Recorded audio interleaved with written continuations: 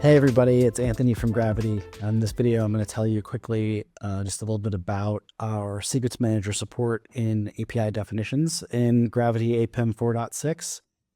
In this release, we're going to support getting secrets from a secrets manager and putting them and using them in the API definition in a bunch of different places, resources, policies, and the actual endpoint definitions.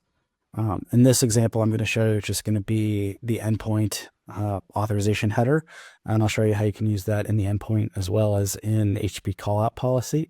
If there's something specific that you're interested, we'll all have this documented in all the places that you can use this in our documentation.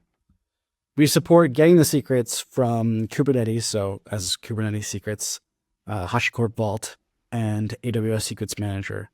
And to do that, we have a special syntax or expression language to obtain the secrets. You specify that you want to get the secret, that you want to get it from a provider and a namespace within that provider, if it's supported by that provider, and then the name of the secret. In this example, we're just going to be looking at a secret in the Kubernetes Secrets Manager whose name is foo and whose value is bar. So nothing too sophisticated there. And we'll echo back the secret in the payload, but it's not going to be anywhere in the API definition or the logs. So let's go ahead and take a look at Gravitee. So if we go over to our endpoint here of our API, first we're going to show how you can do this in the API definition. So I'm going to be calling the Gravitee Echo API, which is going to return back to me all the headers that I set here. And you can see what I've got here is my authorization value, and then her key, I should say, authorization key for my header. And then the value, which is secrets get the namespace of the secret, and then the secret itself, name itself, which is foo. And again, the result we should get is bar. This is expression language that goes with all the other expressions in Gravitee, so you can combine this with other expressions like context variables and API properties.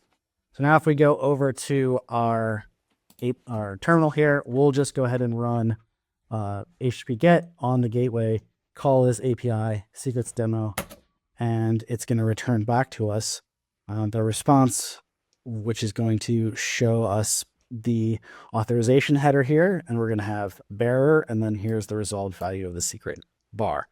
Again, in real life, you wouldn't necessarily echo this back, but you would use it as part of the HTTP call, and it's extracted completely from the API definition. So nowhere in here do you see that value bar.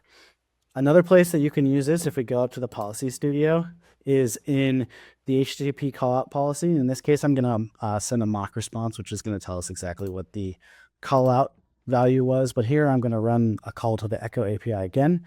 In this case, I'm going to add the same header, and then I'm going to have the same secret value here. Again, it's saying the value foo, bearer foo. And so we should see the result should be bearer bar in the response that we get back. And this is common if a lot of times you might need to use this step to look up a token or do something with an external service that might require credentials. And as a result, this is going to be useful to have the secret value obscured here, because then you don't have to specify it right there. So if I come back over here to the terminal and run the same request, this case, I'll go ahead and I've got that on my API here. I've got that on my special flow here that has prefixed by callout. So I'm going to call the path secrets callout. When I run that, it's going to make an HTTP call to the Echo service with that header resolved again, that secret, and it's going to come back and it's going to say authorization bearer bar. So again, here's the value that we expected. So that's all there is to it. Thank you.